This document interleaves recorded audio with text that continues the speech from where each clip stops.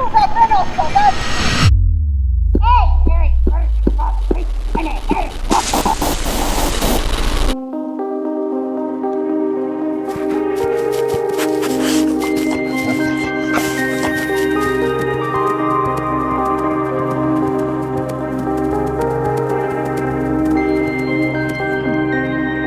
Mä oon mun koiraharrastusvuosien aikana useasti nähnyt sähkön käyttöä ja piikkipantojen käyttöä ja muuta koirien väkivaltaista kohtelua. Mä sain tosi paljon silminnäkijäkertomuksia täältä kentiltä ja ne olikin paljon radikaalimpia, mitä mä olin itse omin silmin nähnyt, enkä mä voinut ikinä kuvitella, kuinka väkivaltaista se koirien kohtelu siellä Saksan paimenkoiraliiton alaisissa alaosastoissa on.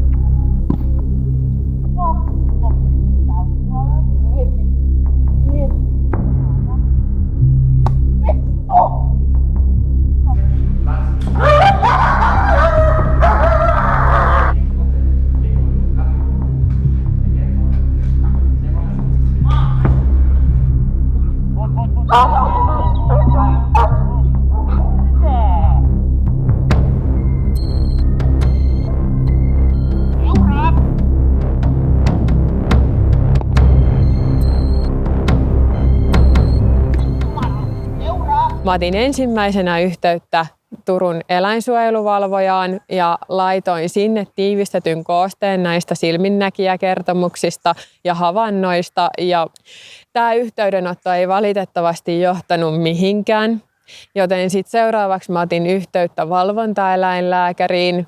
Ja myös valvontaeläinlääkärin kanta oli se, että ilman näyttöä ei pystytä tekemään mitään. Jos sä ilmoitat eläinsuojeluvalvojalle tai lähinnä valvontaeläinlääkärille ilmoitat, että olet havainnut tämmöisen asian, niin se valvontaeläinlääkäri ei pysty mitenkään toteamaan, että näin on käynyt.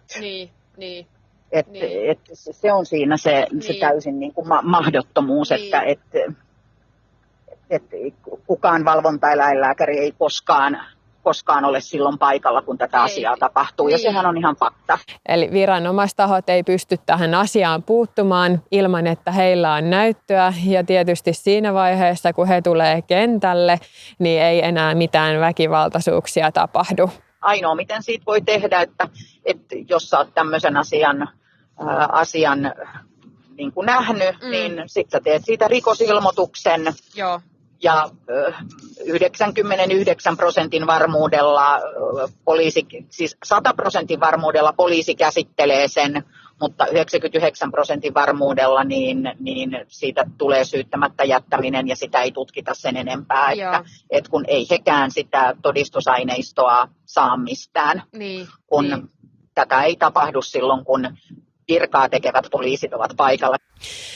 Sen jälkeen mä otin yhteyttä Saksan paimenkoiraliiton hallitukseen ja esitin huoleni siitä, että kun selkeästi tässä viime vuosien aikana se koirien kouluttaminen on mennyt vaan rajumpaan ja väkivaltaisempaan suuntaan, vaikka muu koiran koulutusmaailma on jatkuvasti mennyt positiivisempaan suuntaan, mutta edelleen se Saksan paimenkoiraliiton maalimiestoiminta ja maalimieskoulutus ohjaa siihen koirien väkivaltaiseen kohteluun.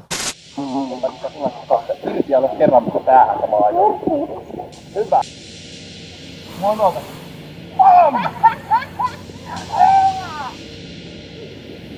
Mä ollaan kerran päähän.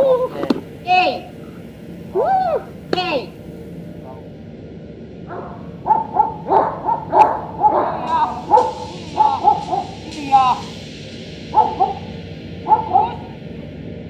I think we can start to teach maybe a little bit e-collar for her because now I have to give so much stimulation and that reaction is so little bit pink color now.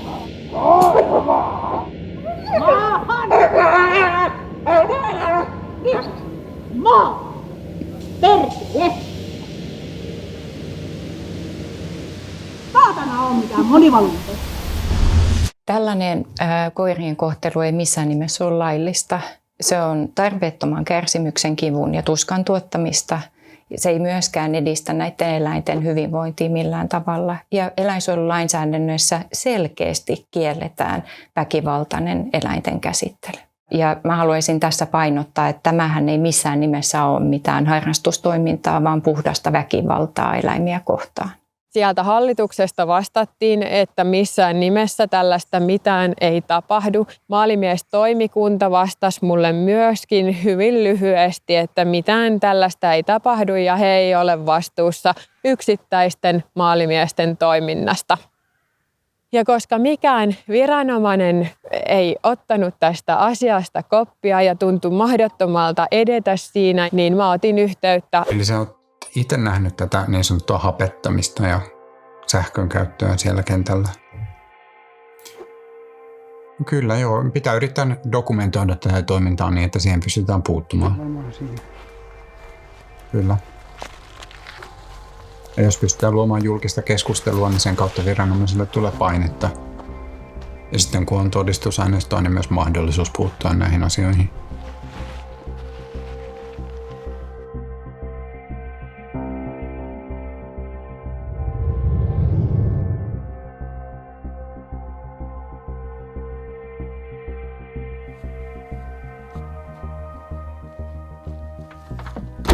Suojelukoirien kouluttamisessa käytettäviä välineitä on erilaiset piikkikaulapannat ja sähköpannat, josta erityisesti piikkipannat on eläinsuojeluasetuksessa kiellettyjä. Niiden idea on se, että pannassa olevat piikit pureutuvat kivuliasti koiran ihoa vasten. Yleinen harjoituksessa käytettävä väline on sähköpanta. Kaukosäätimellä on mahdollista vaihdella koiralle annettavan sähköpulssin voimakkuutta 0–100. Eläinsuojelulaki kieltää tarpeettoman ankaran kurissa pitämisen ja kohtuuttoman ankaran kouluttamisen. Kuitenkin nämä kipua aiheuttavat sähköpannat ovat yleisesti saatavilla ja ne ovat koirien kaulassa jokaisessa suojelukoiratreenissä.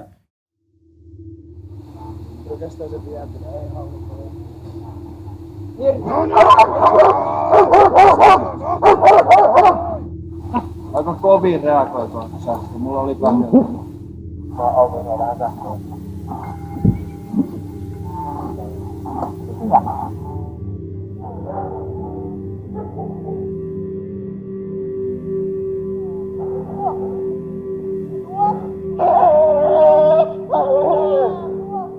Koska eläinsuojelulainsäädäntö on hyvin selkeä tässä kohdin, että väkivaltainen käyttäytyminen ja eläimen kohtelu on kiellettyä.